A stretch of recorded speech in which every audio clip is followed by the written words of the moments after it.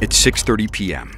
Right now, if you were getting into an ambulance in Fentress County, Tennessee, you would get to the hospital at 7:25. If you're in a rural area like this and you lose time, it's life or death. Hospitals in rural counties are shutting down, turning these buildings into ghost towns. When I started in nursing 33 years ago, you didn't hear about hospitals closing. The ones still open are being overwhelmed with patients. It seems like people are getting a lot sicker a lot quicker. Time is running short. This is a life and death situation. Do you think someone's going to die because that hospital closed? The potential is very high. News Channel 5 has spent the past year examining how Tennesseans are affected and searching for hope. I just purchased Cumberland River Hospital. I feel like it's my calling. This is Emergency at the ER, a News Channel 5 documentary. Some people call this a crisis. Some people say it's just the changing nature of healthcare. But as more and more of Tennessee's rural hospitals shut down, people are getting sicker. Communities are being devastated and lives are being lost. Tonight, we take a closer look at what's causing the problem, the permanent damage it's doing to our poorest counties, and some new ideas that are bringing hope. Here now is Chris Conti. They are gone and never coming back. Lifelines that for decades, generations were the heartbeat of rural Tennessee. Their absence has left an open wound where emergency care once was. And it's hard to tell if there's any way to stop the bleeding. If these walls could talk, if they had a voice, if they could tell you what they've seen. It's the loss of small town hospitals. Beyond the darkness that consumes these walls now, there was once light. You know, we weren't saviors in the ER. We were stabilizers. How many lives were saved here? How many lives were lost? We want the hospital back. If these walls could talk, they might tell you what they long for the most are the people.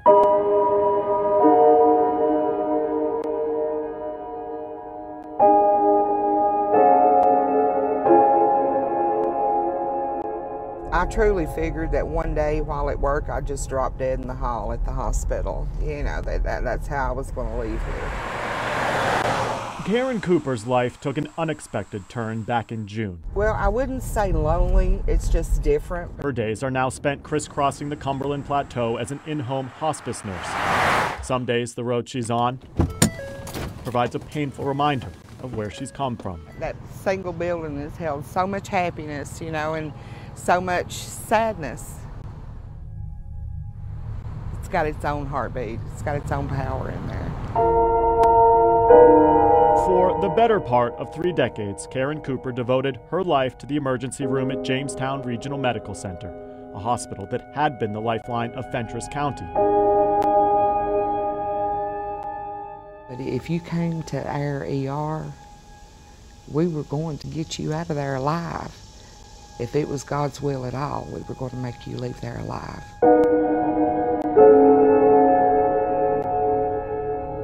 Karen Cooper was not here on March 1st of 1960 when the hospital's first patient was admitted. But she was here on June 13th of 2019 when the last patient, along with every single doctor and nurse, left for a final time. We were all there and waiting on 7 o'clock. And 7 o'clock came and we made a circle and we each prayed for the facility and for the county, for the patients, and we left. When the plug was pulled on Jamestown Regional, 120 dedicated healthcare professionals lost their jobs in an instant. Also included in your packet is some information about adult education. The Department of Labor and Workforce Development was called in to help. Folks used to call food stamps, which is now called SNAP benefits. All that aside, these nurses knew the hospital was on the brink of closure. But listen to how desperately they tried to keep it open. We were buying stuff for the patients in the ER. We were going to Walmart and buying cups so they could take their pills, and buying snacks so we could give them to people who had low blood sugar. That is how vital these rural hospitals are. And in a place where the median income hovers around $32,000, Jamestown Regional was the county's largest employer. I think it's tragic. I don't understand how people can overlook the magnitude of the rural healthcare facilities. This story, though, is not just about the jobs. It is about what's happening across Tennessee. When the only emergency room within a 45-mile radius shuts down. It was just right over there in the middle of the field, so. Haley Stockton does not need hypotheticals to know that lives are on the line here. Because they just needed a place for the helicopters to land. When her 75-year-old grandmother had a stroke last week, Haley called 911. An ambulance picked up Lottie Crouch. There was no hospital in Jamestown to take her to, no doctors within an hour's drive. So this field in the middle of Fentress County became an emergency room. There was nowhere for her to go. There was nowhere for her to go. She had the ambulance and that was it. When an air evac helicopter arrived, paramedics and park rangers handed Lottie off. We weren't entirely sure if she was alive. Precious time was ticking away. She wasn't moving, she wasn't talking. And this place where I grew up will never, never be the same for me again. With her condition so serious, Lottie Crouch was flown to a hospital in Knoxville. From the time her stroke started until the time she saw a doctor, 2.5 hours had passed. I just kept saying, please God, because we didn't know if she was going to make it. This is 127. This is our main thoroughfare through Fentress County. When Lottie Crouch was loaded into an ambulance, she was cared for by one of Micah Dunford's paramedics. You're putting the same amount of calls in twice the length. He serves as the Director of Ambulance Services for Fentress County. With no hospital, they are now the first and only line of defense when there's an emergency. Do you think someone's going to die because that hospital closed? The potential is very high. Here's why he says that. Anytime someone in Fentress County calls 911, they can either be driven to Cookeville or Crossville. On a good day, that's a 55-minute drive one way. The county can only run 5 ambulances at a time, and it takes them an hour to get back after dropping off one patient. So there have been times when every ambulance is out on a call. Every crew is out on a call. That has to be a little scary. It really is, and it's scary for us. Before Jamestown Regional closed, the average call time for one patient was 70 minutes. Now, because of the drive, EMTs here spend an average 132 minutes per call. 132 minutes per call. Yeah. That might as well be a lifetime. That's a lot. Where does this patient need to go? Where do I need to take them? And how long is it going to take me to get back in case there's another call to be made? Micah's other concern are the first responders here, who are working harder, longer shifts. And in the back of their minds, the constant reminder that when someone is in critical condition, backup from nurses and doctors at Jamestown is no longer just 15 minutes away. A lot of people in the county are scared. They're kind of on edge. Since the emergency room shut down, homes have started to go unsold. Hard to convince a new family to move here when the nearest hospital is 45 miles away. Enrollment in the school system dropped by 40 students as well, all because one hospital closed. Hundreds more across the country are suffering the same fate, lifelines that are on life support. It makes you sad and scared for the future, and it makes you furious too. When the reality of healthcare in rural America is that farm fields are now serving as emergency rooms, Haley Stockton is left to wonder. If you're in a rural area like this and you lose time, it's life or death. Doctors were able to save Lottie Crouch, but the damage from her stroke is irreversible. Damage that could have been prevented if Jamestown Regional was still open. If we would have had a hospital, then things could have been a lot differently, and now I don't know if my grandmother's going to ever be able to walk on her own again, and we're just lucky she's alive. If these walls could talk, if they could tell you what they have seen, that they were more than just walls, they were the foundation of Fentress County. Are they fully comprehending the magnitude of this problem? I don't think so, because if they did, surely somebody would do something. Coming up, cause and effect. It seems like people are getting a lot sicker a lot quicker. And later, it's a huge challenge for me to try to bring it back. When emergency at the ER continues. Hundreds of thousands of Tennesseans no longer have access to an emergency room. 12 hospitals have shuttered since 2013. Well, there are now 21 counties across the state without a hospital. Here again is Chris Conti. Ooh, you little precious thing, you. In a place that is all too often associated with death, Ooh-wee. We often forget how much life comes from a place like Henry County Medical Center. As soon as I walk in the door, she start moving around. Do not let her cries fool you. Callie Rose Dumas is perfectly healthy, perfectly perfect to her parents Austin and Charmaine. It was the best feeling in the world, to be honest, to watch her born. It was exciting. It was very exciting. Barely 48 hours on this earth, this military family knew when it was time that this was the hospital where they wanted their daughter to be born. I was born and raised here, so I figured what more special could it be to have your own daughter born in the same place she was born. Not in a big city, not in some sprawling medical center, but here in Henry County, where the population is 32,450 people. She said, I'm good. Callie makes it 32,451. The hospitals are here to help. As you can see, without a hospital here, we wouldn't have had her here.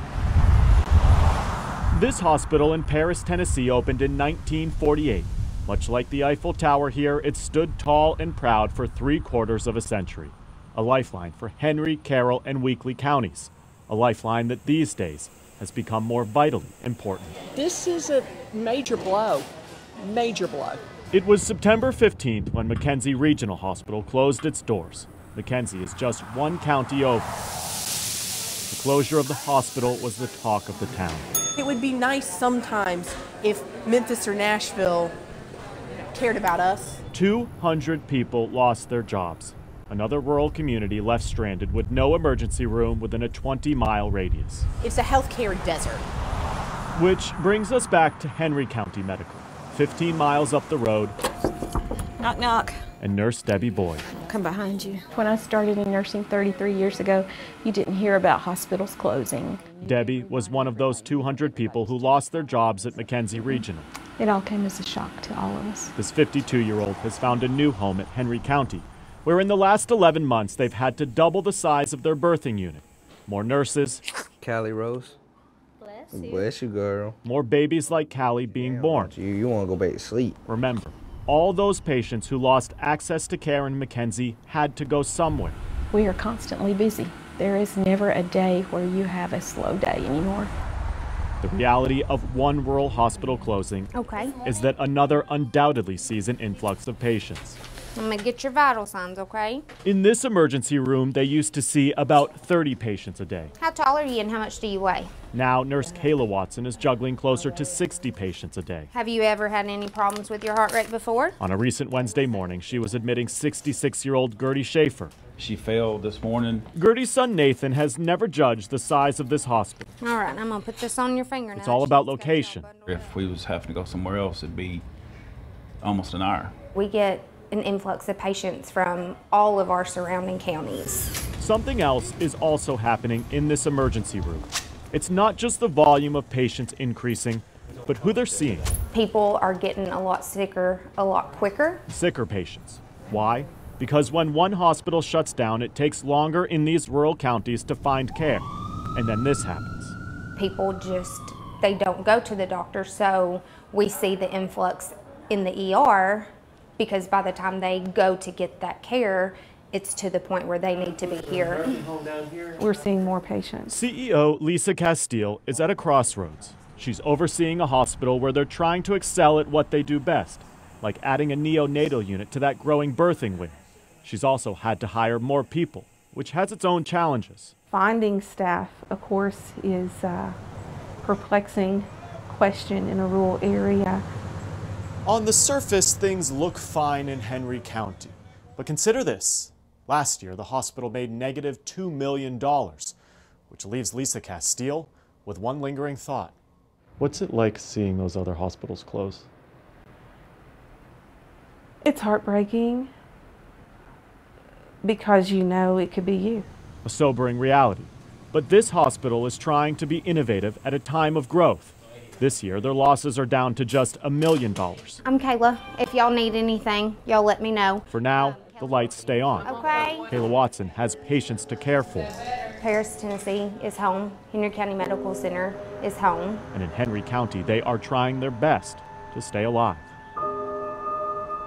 Coming up, why so many people can't afford to get sick. Right now, I'm worth more dead than alive right now.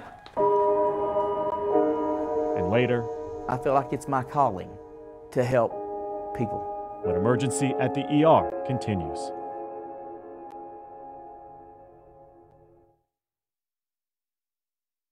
Thousands of Tennesseans buried under mountains of medical debt, unable to pay off their bills no matter how hard they work. It's a healthcare crisis across the volunteer state affecting our friends and neighbors. Chris Conti takes us inside the search for a solution in a situation that for many people feels completely hopeless.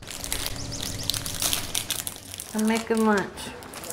As the cancer slowly steals time away from Kristen Leathers, she wishes more than anything she could enjoy the time she has left with her husband and 2 kids. Yeah. Instead, exhausted from chemotherapy, this 32-year-old drags herself to work every day, terrified of losing her insurance, $306. petrified of the medical debt she will leave as her legacy. I know that they'll be okay without me. And I don't want to leave this. I don't want to.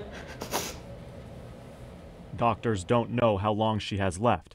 The cruel irony is Kristen works for a cancer research center, but her high-deductible plan has left this young mom only concerned about the thousands of dollars in bills piling up. Last week, the family made the painful decision to put their home on the market. Anything they can do to pay off Kristen's bills before she's gone. We adopted kids, and I have a husband, and, I'm in my 30s.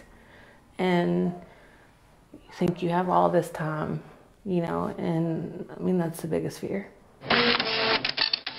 Hers is the face of the medical debt crisis in Tennessee.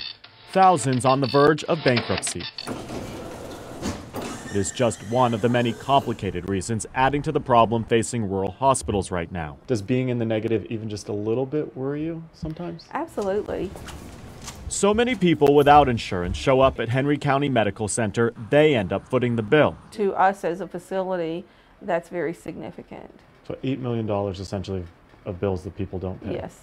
What time did you fall? There's also this. 65% of patients who show up in rural emergency rooms have Medicare or Medicaid, and hospitals typically only get reimbursed 50 to 25 cents on the dollar for their procedures. Less money coming in means more hospitals closing.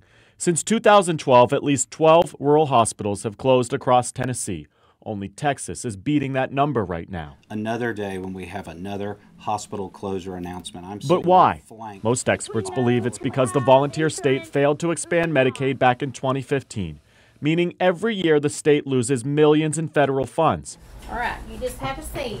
Funds that could help insure people who are showing up at ERs with no coverage, leaving cash-strapped hospitals to foot their bills. Either way, it's left people like Kristen Leathers stuck in a broken system. Right now, I'm worth more dead than alive right now. I'm sorry. A sobering, sad reality, only adding to her painful prognosis. You never want to be a burden, but I'm definitely a burden. We can't keep the hospitals open, but we are trying to help some of you struggling with debt. Today, letters started going out across Middle Tennessee. If you receive one, it means some of your medical bills have been paid for. Now, you can learn more about medical debt rescue right now on newschannel5.com. We'll be right back. Maybe if it were a gas station or even a fast food joint, it might be easier to comprehend. But a hospital? How does a hospital just shut down? It escapes any kind of reason. And once the lights are off and the patients are gone, how does it come back to life?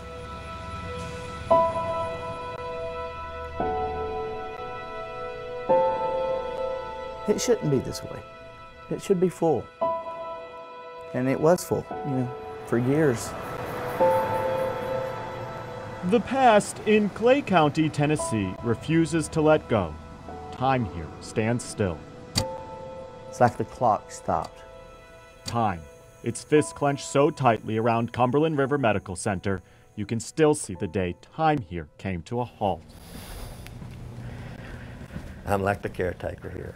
Jeff Smith is the only one left. One person left to care for this place that has taken care of so many people over the decades. It's sort of like getting your home taken away from you. You know, it's sort of my second home was my job.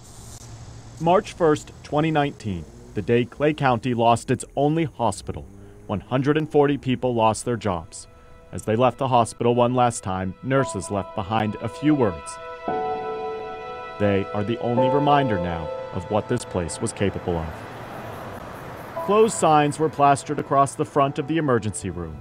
The lights were shut off, the doors were shut, and the beds were emptied. For 5 months, the hallways of this hospital have been filled with an eerie silence. But that might soon be changing. Well, if I can get everybody's attention, we'll kind of get started here this morning. On a recent Wednesday morning, though, if you listened close enough, we're very excited today to be here. You could hear hope returning to the halls of Cumberland River. My name is Johnny Presley. Meet the man who is trying to breathe new life back into this hospital. As a former physician's assistant, this is personal to Johnny Priestley. I feel like it's my calling to help people. For $500,000, this 52-year-old bought the hospital outright from Cookeville Regional Medical Center.